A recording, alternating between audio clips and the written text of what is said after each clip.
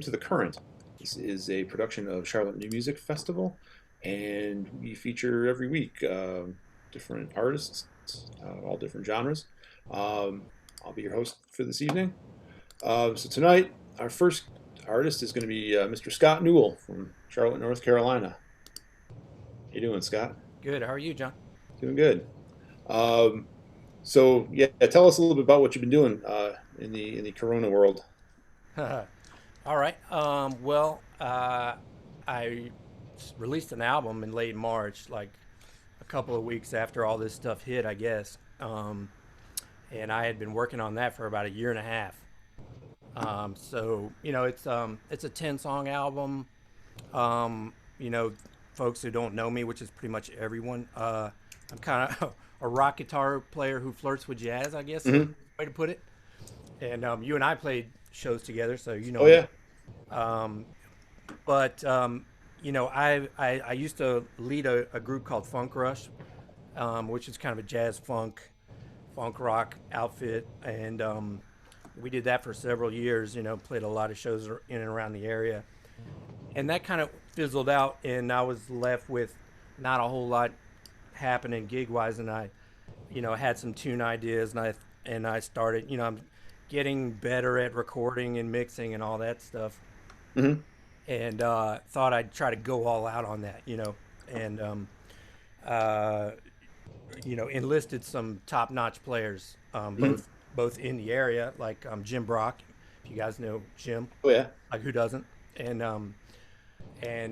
Tony Hayes, a guy named Tony Hayes, sax. Oh yeah. I used to play with Tony at Panther Stadium. Me and Rob Beasley used to play a gig together at like 9 in the morning, freezing cold on Sundays. I've done that gig. Yeah, it was fun though, and so that's where I met Tony. And then I have followed the career of this guy Tim LaFave, bass player, Oh who yeah. if bass, all I think every bass player just about knows who he is, and see some heads nodding. But he was the bass player on the last David Bowie record, and I've been following him for 20 plus years.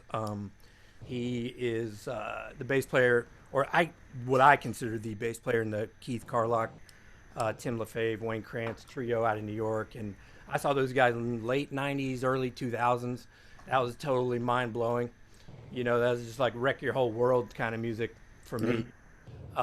But I followed him and went all nerdy on him and fanned out hard. And found out he's also from Boston, like I am. He's roughly the same age.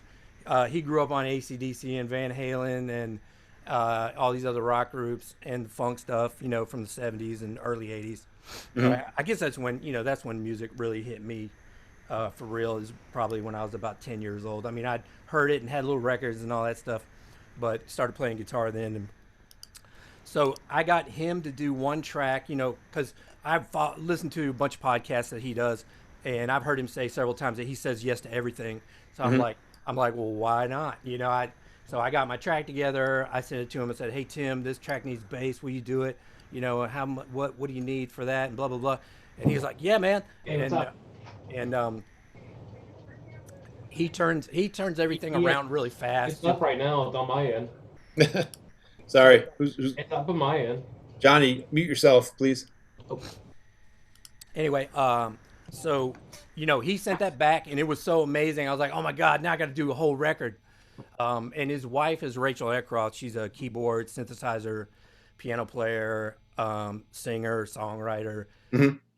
Been with Rufus Wainwright and Katie Tunstall, and I sent the track to her, and that just sent it over the top, because it was cool before, and then after her stuff, I asked for, I don't, play this melody on the chart and whatever else you hear, and she sends me back like this huge pile of tracks, all these cool effects and stuff.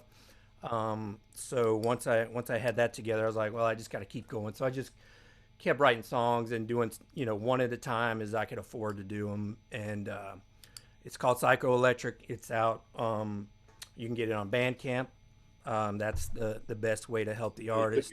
They put your things up here. Yeah, that would Cool. be cool. It's Apple Music, Spotify, all the streaming services. It's out there. And I gotta say, shout out to WNCW. They've been playing a lot of the music from it who I love those guys.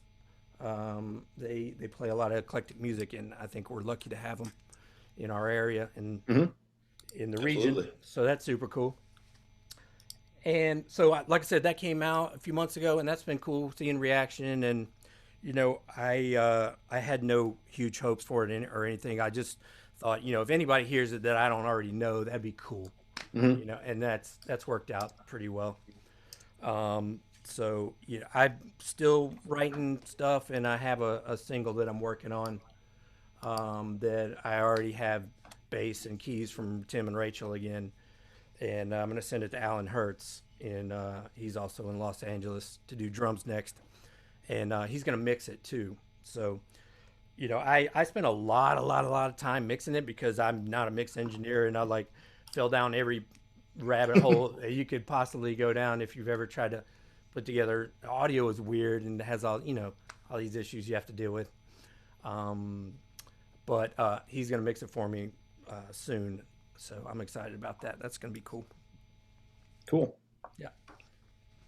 Well, show us what are you going to do tonight? All right. Well, I'm a big fan of Bill Frisell's, and he had a trio in the '90s: Bill Frisell, Kermit Driscoll, and Joey Barron, Hmm.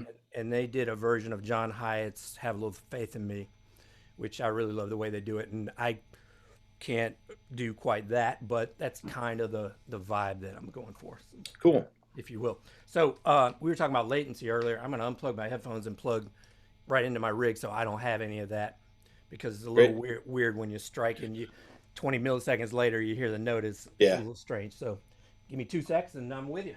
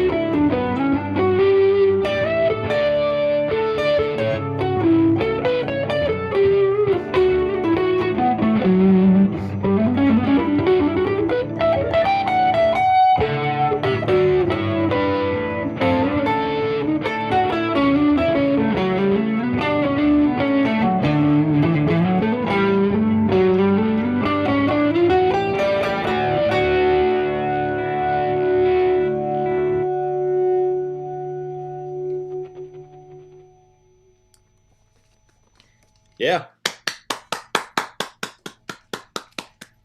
Very nice. Very cool. Thank you. Thanks, man. So was that all real guitar tone, or is that Yeah, that's the 66 Deluxe. It's basically my live rig with the aux box. nice? I'm using the UA aux for guitar players out there. It's kind of a power soaker / studio in a box. Very cool. Yep. You want to do anything else for us, or Yeah, I got one more if Okay. that's cool. yeah, absolutely. All right. What you got? This is it's not the whole shebang. Let me tune while I'm sitting here because you know how guitars are. It's like a chunk of a song off the album called Fresh Burn. Okay. So on the record, it's me, Tim LaFave, Rachel Eckroth. No, I'm sorry, Noah McNeil, who is a young pianist with FKA Jazz. He plays with them, but he has his own trio. He's an amazing young jazz player. I met him via Phantom Pop when they came through town. And who else is on there? Alan Hertz plays drums, and Tony Hayes again on saxophones. Cool. Yeah, it's kind of a up tempo. Well, not really up, but you know, it's a jazz funk one. Mm-hmm. So it's me playing another loop again. What's the name of this again? It's called Fresh Burn. Fresh Burn. Cool. Yeah, all right.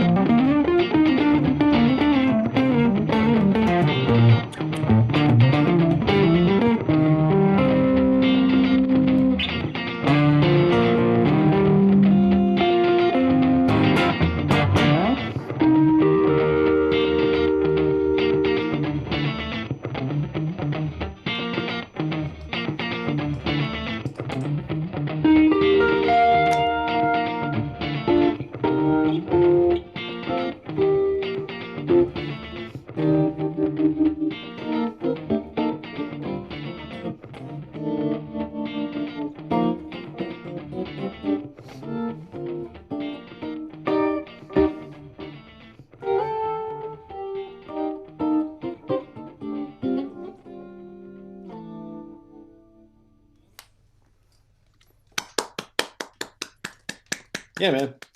Very cool. So is that CD out in your Bandcamp yet, or? Yeah, it's the CD's out. scottnewell.bandcamp.com. Check it out. I appreciate it. Great, thanks, man. Thank you. I'm having a little technical difficulties here, so if you can just do me a favor and just mute and unmute your own mics, that would be great. So I'm going to go over to Antonio. Antonio, can you hear me? All right. Yes. Can everybody Great. hear me? I can. Before I get into talking to you, I just want to say, if anybody out there is listening, please consider contributing to our show. Some of our performers have been out of work since mid-March and have not had much, if any, relief. We are thankful that 89.9 WDAV, a great classical public radio station in Charlotte, has committed to donating $50 each month to the artists we present. If you can spare some change to kick in, that'd be great. All the money gets divided up among the performers every week. I'm going to post our links: Venmo Charlotte New Music, Cash App $ Charlotte New Music, and PayPal.me/Charlotte New Music. I'm going to put those in the chat. But if you can spare any amount of money, it'd be fantastic for us. Okay, so Antonio, tell me where you're from, or where you're at today. Right.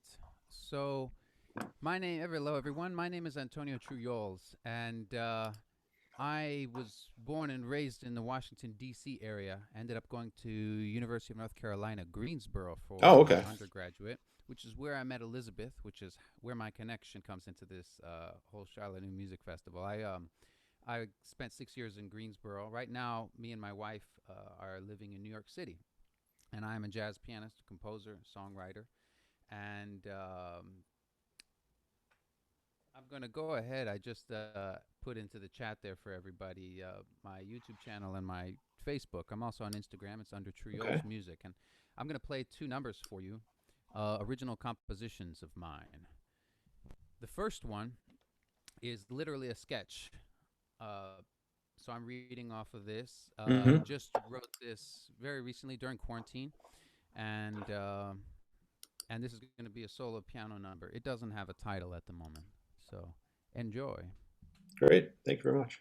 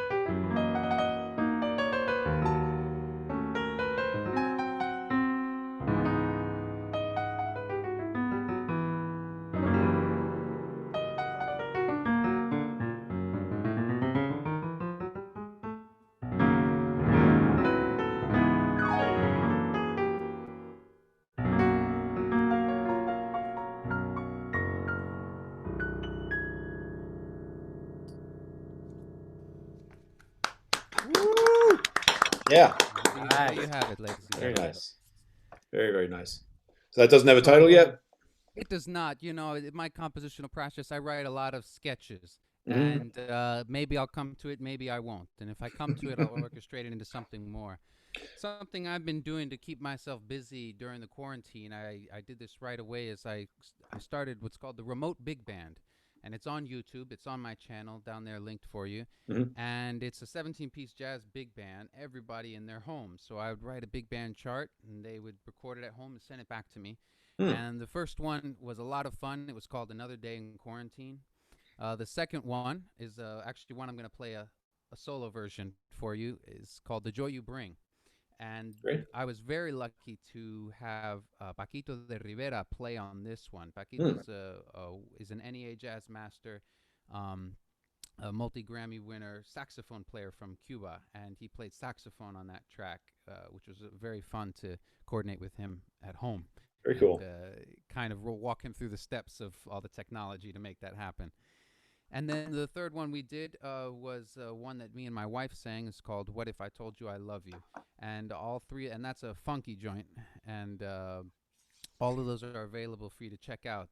Again, my YouTube channel is Trioles Music, and so is the Facebook and the Instagram. Following is one of the best ways to support musicians, and I appreciate your support. So I'm going to go ahead and play "The Joy You Bring." This is a number that I wrote. I actually wrote the piece at the end of last year, but this is the first time that I orchestrated it into the big band. So now I'm going to play a solo piano version. I'm going to play and sing for you. The Joy Great. You Bring. Thanks.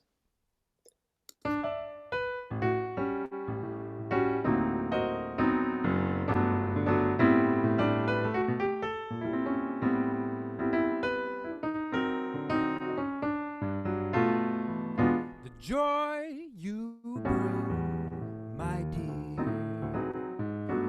The songs you make me sing when you're near. I love you so dear. The smile you shine on me. You make a man get down on one knee to say, I love you,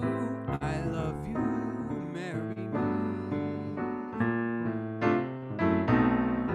Don't cry, baby, turn that frown around. Turn the whole world upside down. You can make the rains pour down or the sunshine about. My angel, my darling love. It's the way you sway all day, sweeter than the honey from the bees in May. I love you, what can I say? Oh baby, it's all because of the joy that you bring.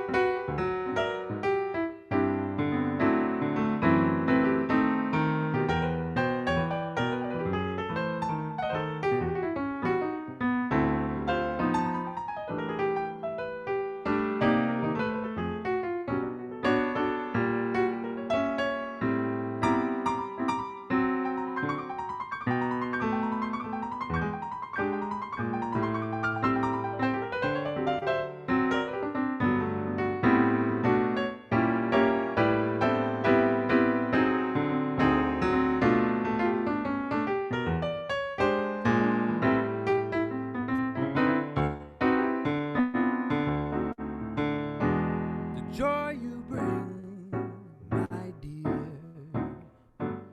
The songs you make me sing when you're near. I love you so dear. The smile you shine on me. You make a man get down on one knee to say, I love you, marry me. Don't cry, baby, turn that frown upside down. You can make the rains pour down. Oh, the sunshine about my angel, my darling love. The way you sway all day, sweeter than the honey from the bees in May. I love you, I love you. What can I say? Oh, baby, it's all because of you. It's all because of, all because of, all because of. It's all because of the joy that you bring.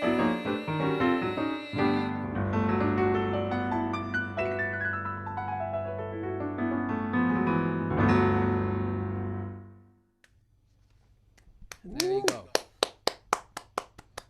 Yeah.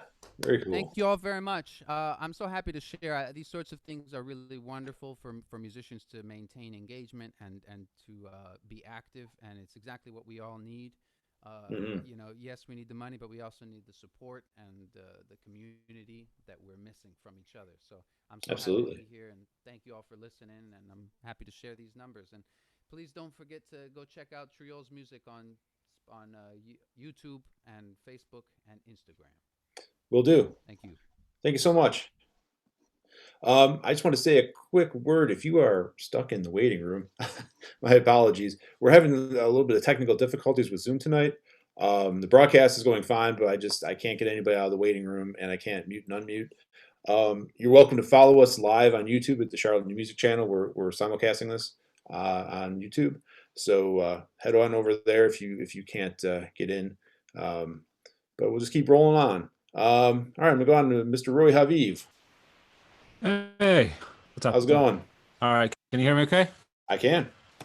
All right, cool. How you doing? Doing good. Doing good. All right. Cool. I need to tell you, I don't know if most people here don't. Some of you know me. Some like John and I work together. We've played in numerous projects together, or even with your own trio. I'm a local bass player from Charlotte. I play with a lot of people all over. Originally from Jerusalem, Israel. I'm still trying, like I'm kind of stuttering right now, trying to figure out how I can follow Antonio here, because this is there's a lot of weight on my shoulder. That was awesome. I recently released my second solo album called Shorts.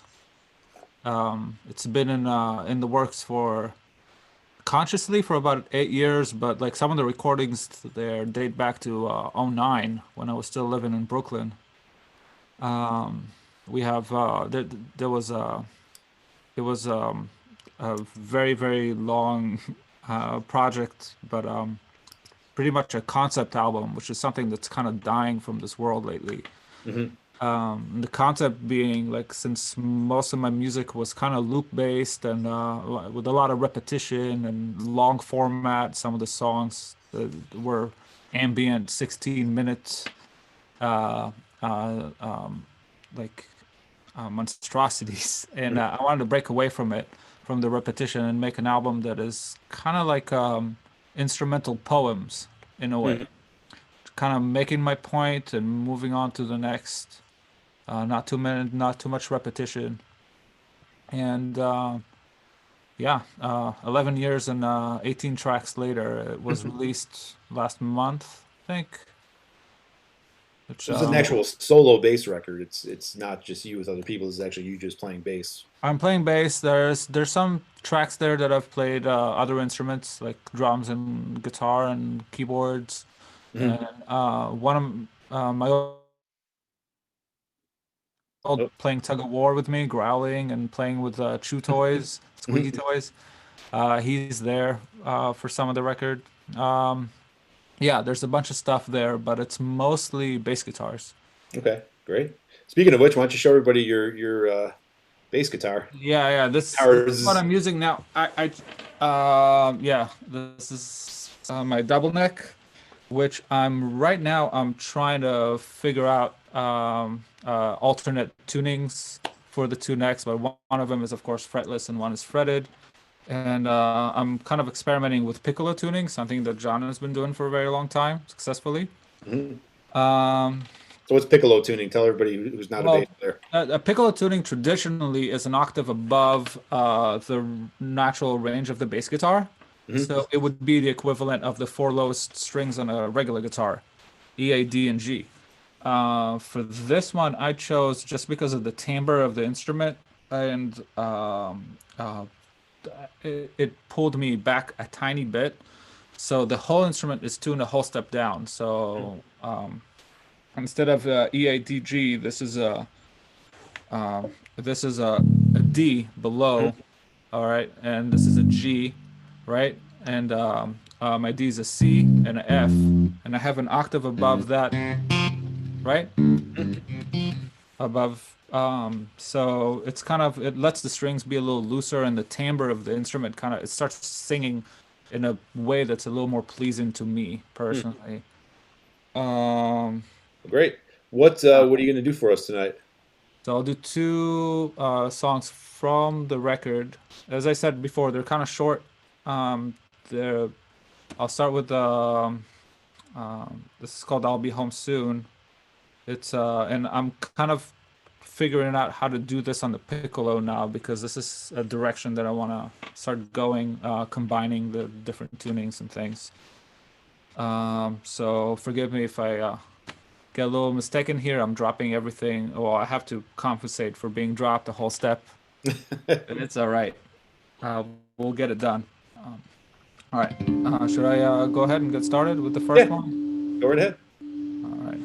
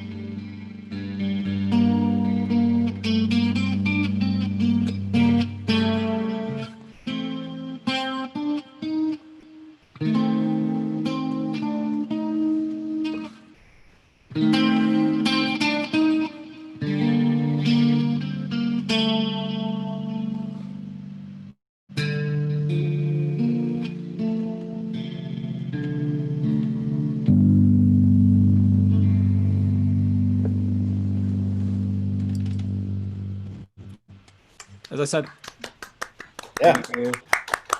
really like that.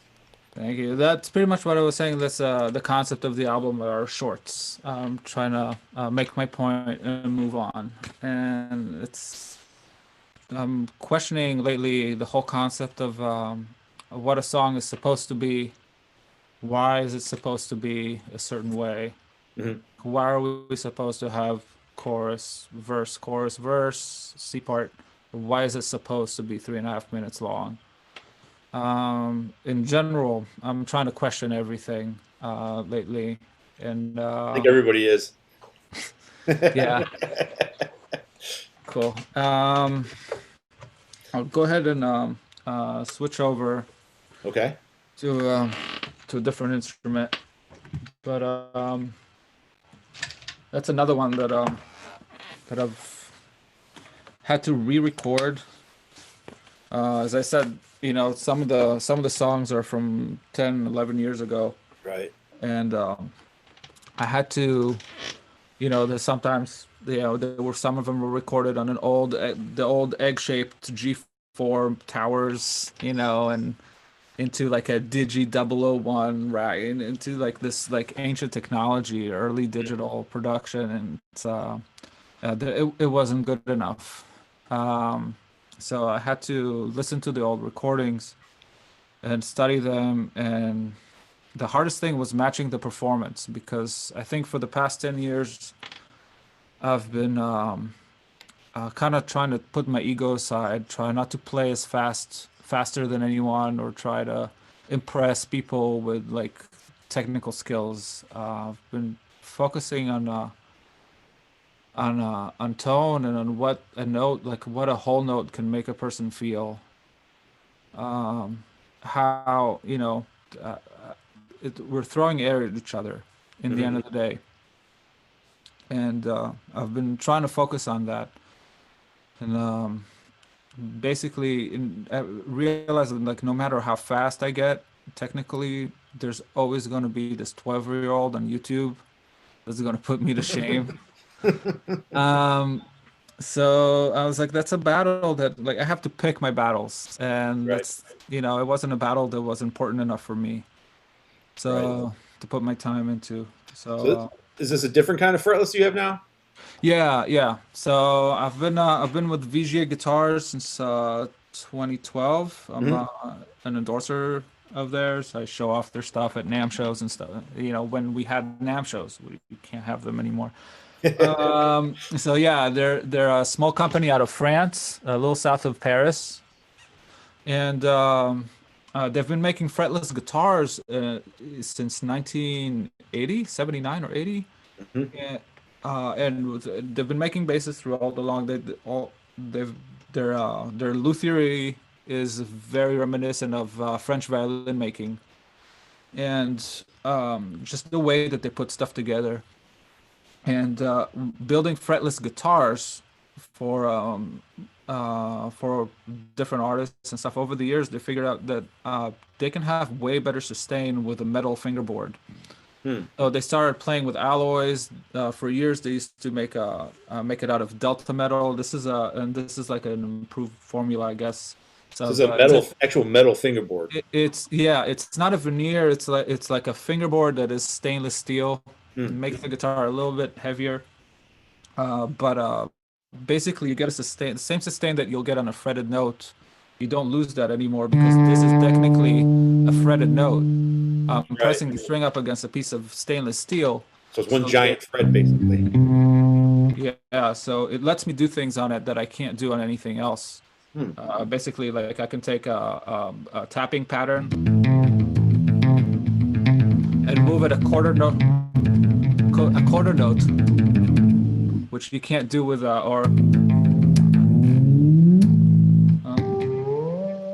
Yeah, I'm a big quarter note fan myself. That's one of the things I love about fretless. Getting those notes in between the notes. Get the notes in between the notes, but now, I don't have to compromise anymore. Yeah. With it. It sounds like an advertisement, but I'm sorry. It's just I just like it. What's the piece you're gonna do for us? I'm not paid by them to say anything. This is one. I have to say that. Yeah. All right. There's another one of the new record. I'll keep it short. But this one does require some looping, so it's. Let me see if I can time this just right.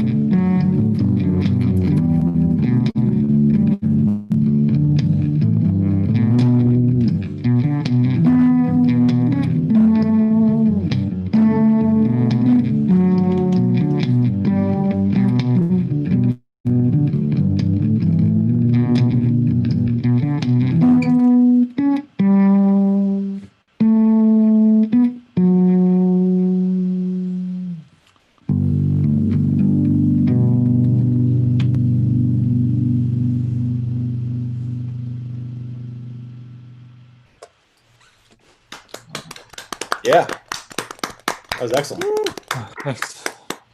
All right. Some Ebo in there too. Oh yeah. That's the Ebo. Always have gaffer tape when you use the Ebo because they split. they split all the time. So is your album available on a physical copy or is it just download only? So I've decided to just make very small batches of physical copies on demand. They're not made yet. Like this, people didn't really want to see my exposed torso, which is something Your Burt Reynolds ish. well, maybe they do. I've decided to do a leaning cover. There's something that I had to do on one of my albums at some point in my life is to have leaning on my side on the cover. People would doubt if I'm serious or kidding while watching this and that while seeing the album cover, but that's exactly the reaction that I wanted to get when I put it out there. It had to be done. And it's a picture by my lovely wife, Stephanie. Yeah. Yeah, go check. She did your album cover as well. Yeah, check out his Bandcamp, and you can see the cover. It's fantastic. Great, man. Thanks so much for doing this. I want to thank Roey, Antonio, and Scott for lending their time and talents. Once again, I apologize to everybody who got stuck in the chat room. We're having a little technical difficulty. I'm going to go throw the donation links over on the simulcast on YouTube for everybody who needs them. But one thing I need just so you guys, if you can guys just consign yourselves out because I have no control over it. So everybody take care. Thank you so much. Thank you. Thank you, everybody. Thanks. Thank you.